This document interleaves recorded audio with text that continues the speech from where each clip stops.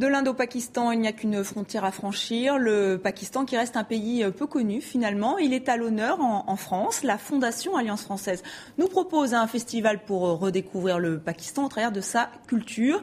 Et parmi les nombreuses manifestations organisées, une exposition de photographies. Des clichés pris par 4 photographes, un Français, un Allemand, un Pakistanais et un Indien. Et nous recevons donc le photographe français. Bonjour Stéphane Lagoutte. Bonjour. Bonjour. Bonjour. Alors cette exposition s'intitule Across. En fait, vous êtes allé dans le Pendjab pakistanais et indien, les 4 photographes, enfin sauf l'Indien et le Pakistanais, qui n'ont pas pu traverser la frontière. Et vous avez voulu montrer les liens qui unissent encore Pakistanais et Indiens au travers de cette région ? Oui, la question qu'on nous a posée, c'était de tenter de montrer le divers et le commun entre l'Inde et le Pakistan dans cette région-là précisément, sachant que c'est une région un petit peu particulière puisque c'était le grenier, un grenier dans ces 2 pays et qui a été séparé au moment de la partition, qui a été vraiment séparé en 2 de chaque côté. Et on retrouve du coup forcément quelque chose de commun parce que c'est des gens qui ont été déplacés parfois de 50 km simplement d'un côté à l'autre de la frontière et qui avaient à la base une religion différente, quoi. Mais en tout cas, c'est la question qui nous a été posée, de voir ces différences et ces similitudes entre les 2 pays. Alors parfois il y a des similitudes sportives, on pense à la lutte, vous êtes rencontrés qu'on faisait de la lutte aussi bien du côté pakistanais qu'indien. Oui, alors ça c'était aussi l'intérêt de ce projet, c'est que c'est le photographe indien qui nous a parlé de cette lutte, Sumit Dayal.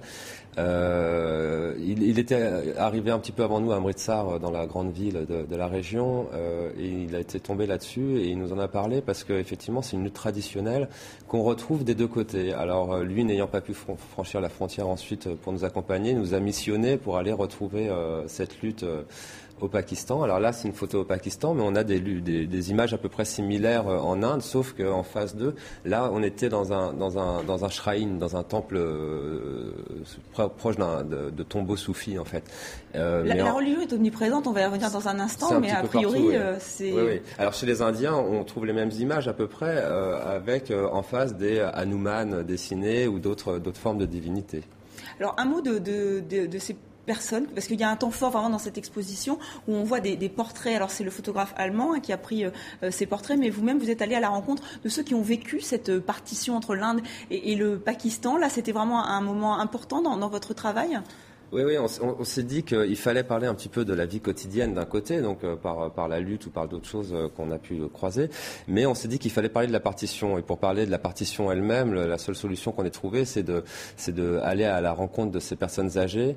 L'Allemand a eu cette idée d'aller dans 2 villages qui sont espacés juste de 10 km de chaque côté de la frontière, et il a réussi à rencontrer des gens qui venaient du village d'en face ou de plus loin parfois, et il les a interrogés. Donc c'est des portraits assez sensibles, plutôt nostalgique, sans aucune haine à chaque fois, qui permettent aussi, quand on rentre dans l'expo comme ça, d'arriver directement sur ces visages qui nous regardent et de nous interpeller aussi. On les a mis face à face pour qu'il y ait un répondant de l'un vers l'autre et une mise en parallèle. Et moi, de mon côté, j'ai cherché un petit peu à brouiller tout ça avec... j'ai trouvé en Inde, dans un petit village Qadian, qui est une dérive de l'islam, un musulman qui était venu au moment de la partition depuis le Pakistan. Il était né côté pakistanais. Au moment de la partition, il est allé en Inde pour défendre cette place. Alors ce festival, le Pakistan à Paris, nous propose de dépasser les clichés. C'était la première fois que vous partiez au Pakistan. Qu'est-ce que vous retenez de ce voyage, de ce travail aussi ?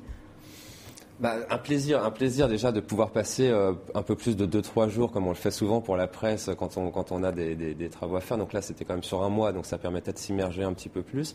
Et ce que j'ai vu de ces gens, c'est un petit peu quand on va comme ça dans des régions qui sont peu fréquentées, le fait de se rendre compte d'un seul coup comme ça, forcément que ces gens sont heureux de nous voir aussi, de nous voir arriver, de parler avec nous, d'échanger, très accueillants. Quand on allait photographier des prières ou quoi que ce soit, ils nous accueillaient, ils nous disaient mettez-vous là pour faire les photos, vous dérangerez pas, etc. Ils nous demandaient quelle était notre religion, on leur disait chrétien et ça posait aucun souci non plus. Alors je minimise pas non plus les problèmes entre justement religieux. Les minorités de part et d'autre ont tendance à être un petit peu plus suspicieuse quand on arrive que la majorité. Oui, mais en fait, on voit aussi que le Pakistan peut être un pays paisible et qu'il y a des endroits où, comme dans le Pendjab pakistanais, où les gens vivent paisiblement et heureux. Oui, très bien. Merci beaucoup Stéphane Lagoutte d'être venu sur le plateau de TV5. Et le Pakistan à Paris, c'est jusqu'au 27 mai à Paris, bien sûr. Et avant